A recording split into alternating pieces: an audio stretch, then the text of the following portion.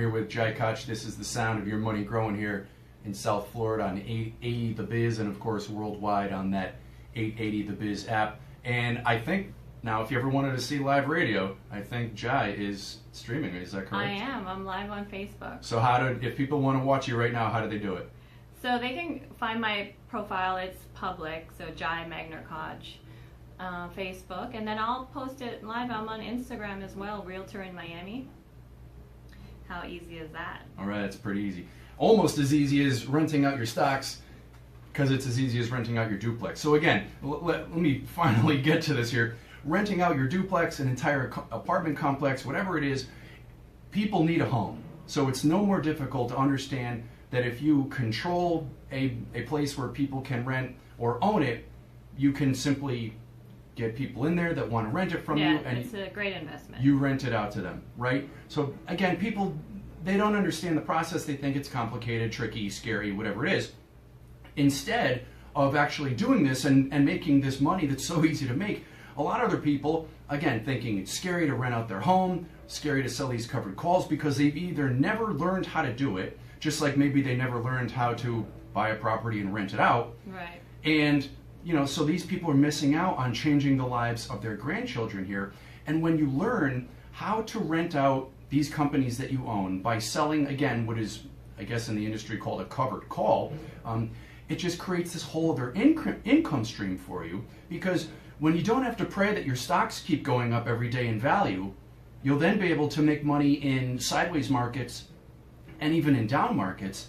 And in order to make this extra money, you simply have to know one more skill, and anybody can learn one more skill. No, it's great because it really is a lot like real estate. For example, like when I bought a duplex when the prices were high, not knowing that we were going to have the crash.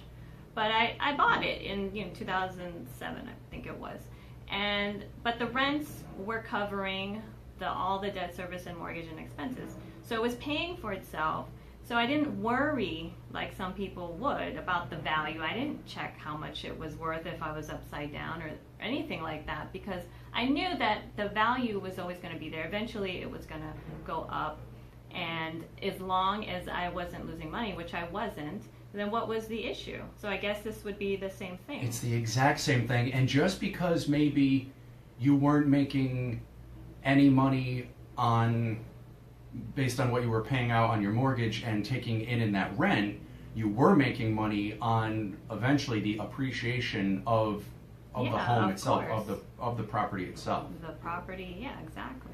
And if you have the ability to buy it at a better price and then rent it out, then your cash flow is positive. Then it's better. Which is even better. Which is usually the goal. But we're talking in terms of like, so maybe somebody bought some stocks and they paid a lot for it. They're not going to sell them because they don't want to lose money, but they could do what you're talking about, a covered call, and rent it out. And in another way, it's like a hedge. And we were doing this through most of last year, and the S&P 500 last year finished ultimately down about 6% or so. So stocks last year pretty flat, but those people that spent the tiny bit of time to come to us, learn how to sell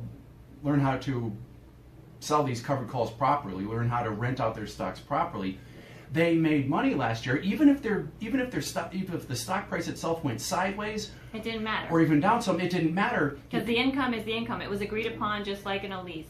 If you agree to pay me X amount of dollars for the year term that we're signing this lease for, then that's what you're going to pay me. So it's the same thing in a covered call. It's the same thing. Again, so to either do this, what do you have to do? You either have to first own 100 underlying shares of the company, or you have to control shares in the company, which you can, I won't get into that, but then you just decide on how long you want the contract to be. How long do you want to rent out that house for? Do you want it to be 1 month, short 6 term, months, long term, a year? All you have to do is decide the length of the contract and how much money you want to make, how much you're going to rent out that duplex for, how much you're going to rent out the rooms in that complex for. This is awesome. This needs a hashtag. And it's. Is there a hashtag for this? No, but I guess we can invent one. I love it. But I know we're going to go to a break probably in a minute or two here, but let's change gears here a little bit And Bitcoin is something that I really do not understand. Maybe I'm shorting myself out here, but don't have much desire to fully understand. I think you're not alone, but and I think that's why it's a good topic for us to tackle here. I think a lot of people don't understand the difference, or they may have heard the buzzword Bitcoin, which is essentially cryptocurrency is the general term, because there's more than one. Bitcoin was the first one and the most popular one, but there's a few others that have come along, Ethereum, whatnot. But people don't understand the actual technology, the blockchain, like what is it? They know the currency, the coin that people talk about, which is highly speculative and volatile and risky, which is why a lot of people either love it or hate it. They don't really fully understand, and that's okay. But I think once we dig a little bit deeper and explain the technology and all the various applications and how we may not even be aware that it's actually taking part of our lives right now. So I think people would feel differently, maybe. We'll see. I don't know. All right, so we have to take a quick break now, but we will be back. John Crocker, Jai Koch, with more of the Money Man Report here on 880 The Biz. Awesome. Gosh, if you missed any of the show, or if you missed any of what we're about to share with you, simply head on over to www.themoneyman.com. You can click on that little radio podcast button there, and you can hear all the show later on in the day because it's all recorded. All right, so Jai, right now, knowledge is power, and if we're going to use our brains and get a better deal here in this world of blockchain, so we can buy a new dress, buy a box of cigars, right? We need to understand what the hell we're doing in this world of blockchain here. Yeah, but first, in order to do that, I think we need to have a little bit of an understanding of what it is, like I got into earlier. So people know cryptocurrency, they know the actual coin or whatever it is, but blockchain is the technology, the application. So the currency is what is sent through this network, but it needs the blockchain network in order for it to work. But the currency is the result.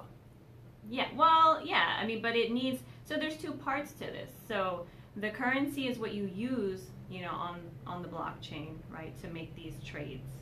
But you need the network, the highway, I guess, to explain it better, and that's the chain itself. And then that's where, in my opinion, the value lies, because a lot of people are scared to speculate with the actual currency and I don't blame them. It's volatile. Yeah, agreed. I'm raising my hand. Raise your hand? Yes, on the radio I raise my hand. Well, we're streaming live, so it's okay. Somebody's going to see you do it later. But I get it. It's risky. My husband and his buddies are all into it, and I laugh at them because they sit there and they're like on their phones and they're texting each other, and I'm like, you guys are nuts. Like, what the hell are you? What the heck are you doing? But anyway, so that's what most people, I think of when they think of, this whole technology. But the actual technology itself of the transferring of the information and the record keeping and the saving of all this data and forming the chain. Can you describe that a little bit? Because that's the part of it that I don't get. Okay. So basically, there's a collective of computers, like they're called, nodes. And what it is the information is shared, and all of these computers agree on it, and they all say they're verifying this information. Because they're all connected? They're all connected, and the information needs to match in order to be accepted as part of this transaction. So if they don't agree, they will reject it, and it won't get entered into this chain of events. So it's almost like 100 people have the same checkbook, and if the ledgers don't match up, they say, nope, it's wrong, we're not accepting it. Exactly. This is fraud, this is not going to be accepted. So it can't enter this chain of events. So the value lies in this extremely well put together ledger. The ledger is what a lot of companies, including real estate, which is how I got into this. I didn't really get into this from the speculation. Are they using this in real estate? Well, they are looking into this to get rid of wire fraud. I have on my email You've gotten my emails. The very bottom. The very bottom in bright red with asterisks. You know, Right. wire Wah. fraud is real, and then a series of instructions follows. I'm sure many of you listening have seen those. And it is real. So this is a concern, and obviously we want to protect our consumers and people we're doing business with. So we have been looking into this as an industry, as a safe way to transfer, funds, because it's virtually, and I say that with a grain of salt because obviously, things can be hacked, but it's better than what we've got now because that's very easily hacked. So we are looking in real estate, heavily into using the technology, and it's also a great. I mean, we haven't done this yet. This is just future applications that are being thrown around, but recording deeds and contracts and things because it's just a more efficient way because the whole thing about the blockchain and how it got started was the creators wanted sort of a peer-to-peer system to eliminate a third party or middleman. So you're dealing directly with the other person that's involved in this transaction. So it's essentially a safer transaction and quicker, and the whole idea was to avoid fees that the third party would charge. And maybe it's a secret that you can't tell me because you're in the business, but are these real estate investment companies looking to each make their own blockchain, or are they kind of collectively working as a group, or can you not tell me right now? No, I don't know exactly, but from what I've read and what I've heard, I don't think they're looking to create their own. I think they're just looking to acquire existing or pay to play kind of thing, use the services and like the Clinton Foundation. Pay for it. So other than that, Jai, if people want to invest in the technology itself of blockchain, how can they potentially do that? Well, I know that there's a lot of big players that everybody knows their name that are involved. IBM owns their own technology, so I would assume that you could just go and buy. I mean, I'm not getting anything from this. This is not an endorsement, but you could buy stock in a company that is investing in this technology. So just because Jai mentions IBM, it does not mean rush out and buy IBM. That's all the time that we have here for the Money Man Report. She's Jai Koch. I'm John Crocker. This is the Money Man Report. Right now, don't touch the dial because our talk with Susanna Baker is in 1 minute. Stay tuned.